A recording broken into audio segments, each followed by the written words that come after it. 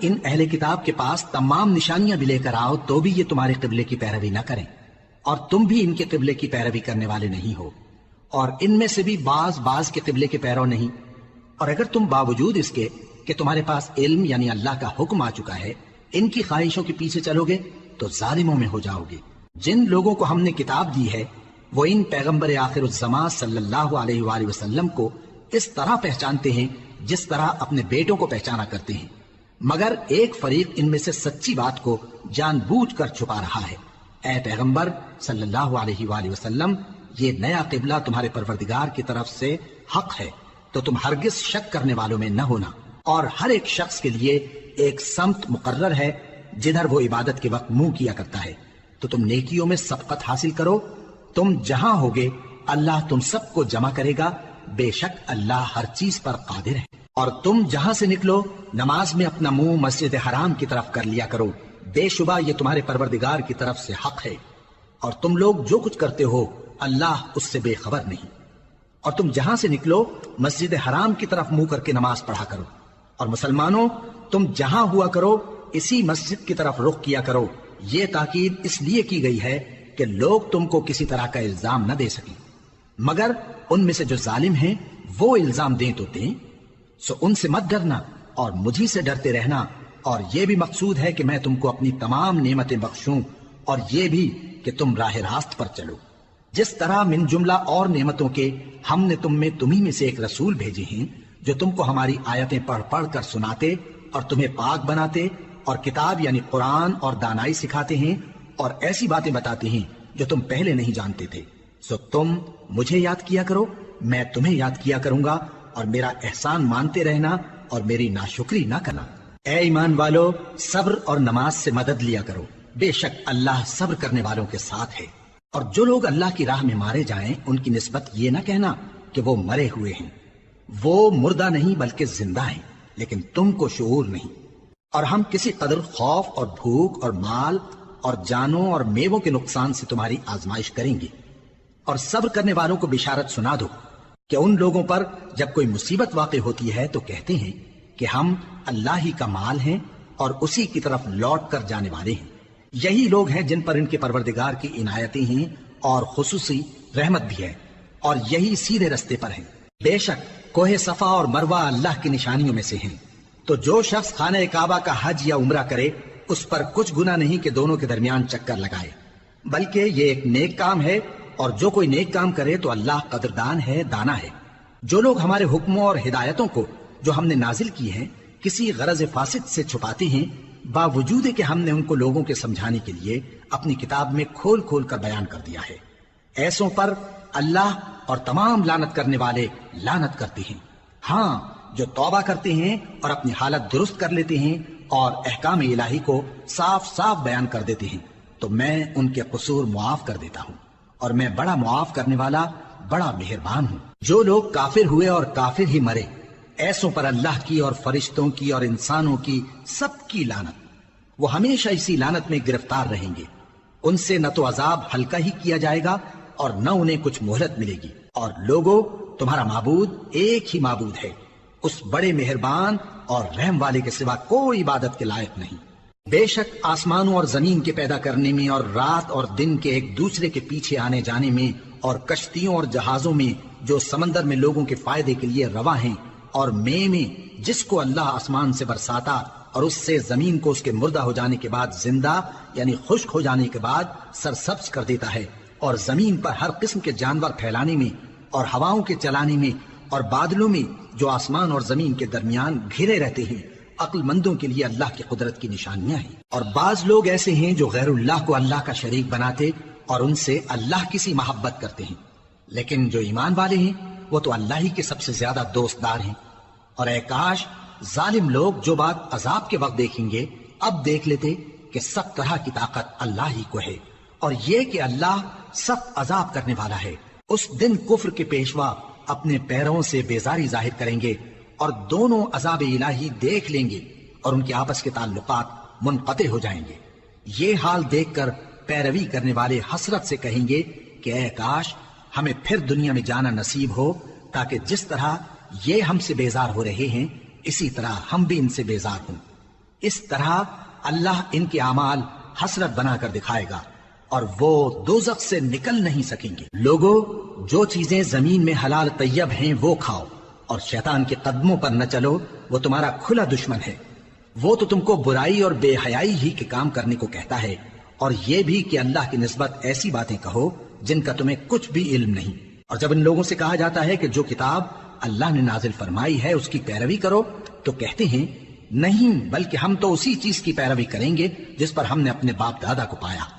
بھلا اگرچہ ان کے باپ دادا نہ کچھ سمجھتے ہوں اور نہ سیدھے رستے پر ہوں، تب بھی وہ انہی کی تقلید کیے جائیں گے۔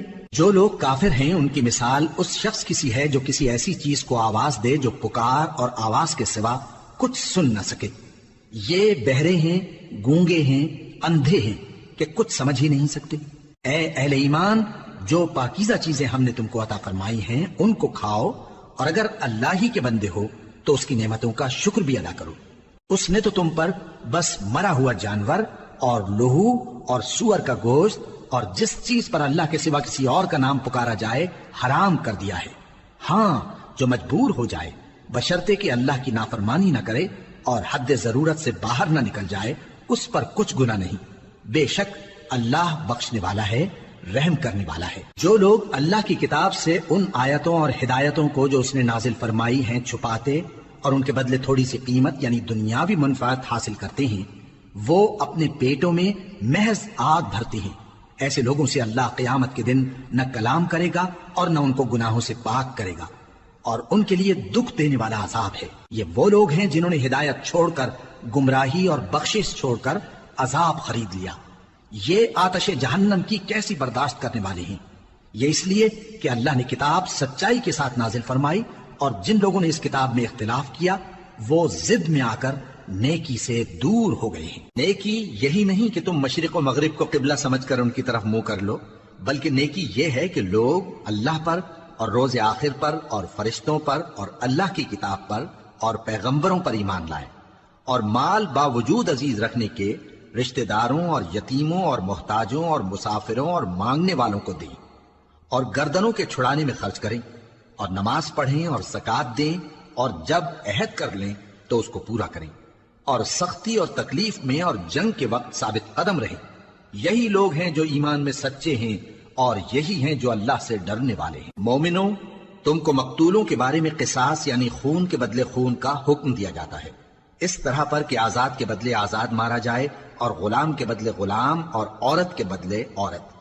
اور اگر قاتل کو اس کے مقتول بھائی کے قصاص میں سے کچھ معاف کر دیا جائے تو وارث مقتول کو پسندیدہ طریق سے قرارداد کی پیروی یعنی مطالبہ خون بہا کرنا اور قاتل کو خوشخوئی کے ساتھ ادا کرنا چاہیے۔ یہ تمہارے پروردگار کی طرف سے تمہارے لیے آسانی اور مہربانی ہے۔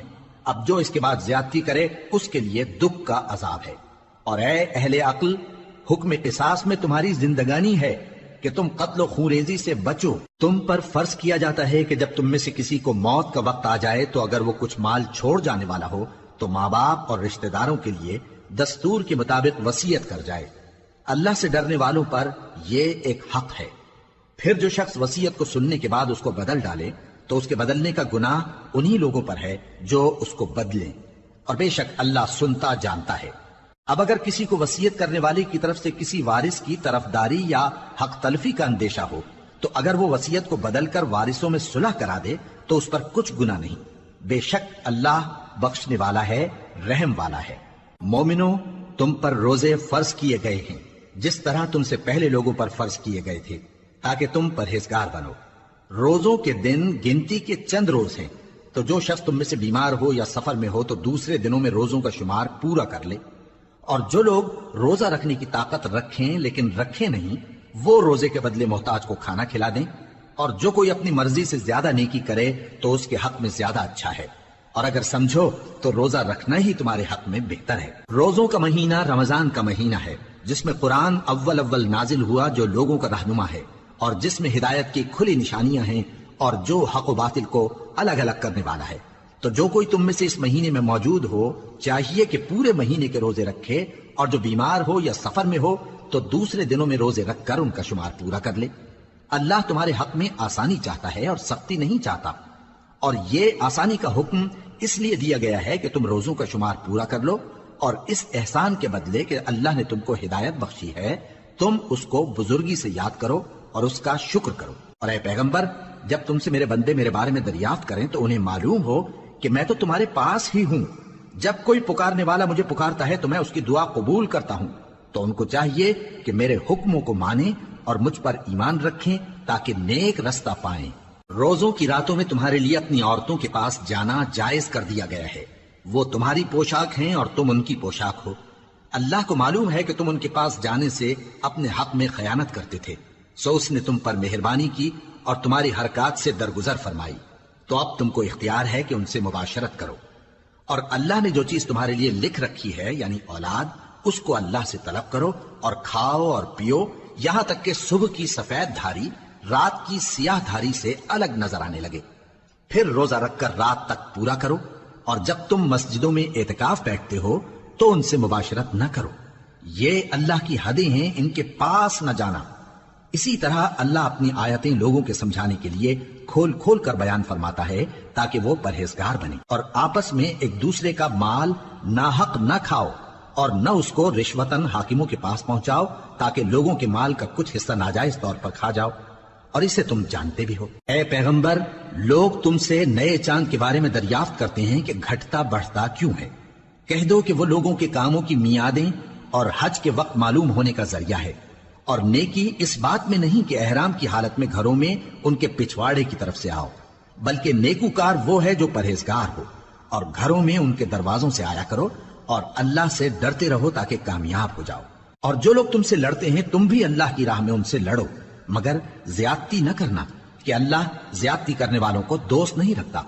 اور ان کو جہاں پاؤ قتل کر دو، اور جہاں سے انہوں نے تم کو نکالا ہے یعنی مکے سے، وہاں سے تم بھی ان کو نکال دو۔ اور دین سے گمراہ کرنے کا فساد قتل و خونریزی سے کہیں بڑھ کر ہے۔ اور جب تک وہ تم سے مسجد حرام یعنی خانہ کعبہ کے پاس نہ لڑیں تم بھی وہاں ان سے نہ لڑنا۔ ہاں، اگر وہ تم سے لڑیں تو تم ان کو قتل کر ڈالو، کافروں کی یہی سزا ہے۔ پھر اگر وہ باز آ جائیں تو اللہ بخشنے والا ہے، رحم کرنے والا ہے۔ اور ان سے اس وقت تک لڑتے رہنا کہ فساد نابود ہو جائے اور ملک میں اللہ ہی کا دین غالب ہو جائے۔ پھر اگر وہ فساد سے باز آ جائیں تو ظالموں کے سوا کسی پر زیادتی نہیں کرنی چاہیے۔ ادب کا مہینہ ادب کے مہینے کے مقابل ہے، اور ادب کی چیزیں ایک دوسرے کا بدلہ ہیں۔ پس اگر کوئی تم پر زیادتی کرے تو جیسی زیادتی وہ تم پر کرے ویسی ہی تم اس پر کرو، اور اللہ سے ڈرتے رہو اور جان رکھو کہ اللہ ڈرنے والوں کے ساتھ ہے۔ اور اللہ کی راہ میں مال خرچ کرو اور اپنے آپ کو ہلاکت میں نہ ڈالو، اور نیکی کرو، بے شک اللہ نیکی کرنے والوں کو دوست رکھتا ہے۔ اور اللہ کی خوشنودی کے لیے حج اور عمرے کو پورا کرو، اور اگر راستے میں روک لیے جاؤ تو جیسی قربانی میسر ہو کر دو، اور جب تک قربانی اپنے مقام پر نہ پہنچ جائے سر نہ منڈاؤ۔ اور اگر کوئی تم میں بیمار ہو یا اس کے سر میں کسی طرح کی تکلیف ہو تو اگر وہ سر منڈا لے تو اس کے بدلے روزے رکھے یا صدقہ دے یا قربانی کرے۔ پھر جب تکلیف دور ہو کر تم مطمئن ہو جاؤ تو جو تم میں حج کے وقت تک عمرے سے فائدہ اٹھانا چاہے وہ جیسی قربانی میسر ہو کرے، اور جس کو قربانی نہ ملے وہ 3 روزے ایام حج میں رکھے اور 7 جب واپس ہو۔ یہ پورے 10 ہوئے۔ یہ حکم اس شخص کے لیے ہے جس کے اہل و عیال مکے میں نہ رہتے ہوں۔ اور اللہ سے ڈرتے رہو اور جان رکھو کہ اللہ سخت عذاب دینے والا ہے۔ حج کے مہینے معین ہیں جو معلوم ہیں، تو جو شخص ان مہینوں میں حج کی نیت کر لے تو حج کے دنوں میں نہ عورتوں سے اختلاط کرے، نہ کوئی برا کام کرے اور نہ کسی سے جھگڑے۔ اور جو نیک کام تم کرو گے وہ اللہ کو معلوم ہو جائے گا۔ اور زاد راہ یعنی رستے کا خرچ ساتھ لے جاؤ، کیونکہ بہترین زاد راہ پرہیزگاری ہے۔ اور اے اہل عقل، مجھی سے ڈرتے رہو، اس کا تمہیں کچھ گناہ نہیں کہ حج کے دنوں میں بذریعہ تجارت اپنے پروردگار سے روزی طلب کرو۔ اور جب عرفات سے واپس ہونے لگو تو مشعر حرام یعنی مزدلفہ میں اللہ کا ذکر کرو، اور اس طرح ذکر کرو جس طرح اس نے تم کو سکھایا، اور اس سے پیشتر تم لوگ ان طریقوں سے محض ناواقف تھے۔ پھر جہاں سے اور لوگ واپس ہوں وہیں سے تم بھی واپس ہو، اور اللہ سے بخشش مانگو، بے شک اللہ بخشنے والا ہے، رحمت کرنے والا ہے۔ پھر جب حج کے تمام ارکان پورے کر چکو تو مینا میں اللہ کو یاد کرو جس طرح اپنے باپ دادا کو یاد کیا کرتے تھے، بلکہ اس سے بھی زیادہ۔ اور بعض لوگ ایسے ہیں جو اللہ سے التجا کرتے ہیں کہ اے پروردگار ہم کو جو دینا ہے دنیا ہی میں دے دے، اور ایسے لوگوں کا آخرت میں کچھ حصہ نہیں۔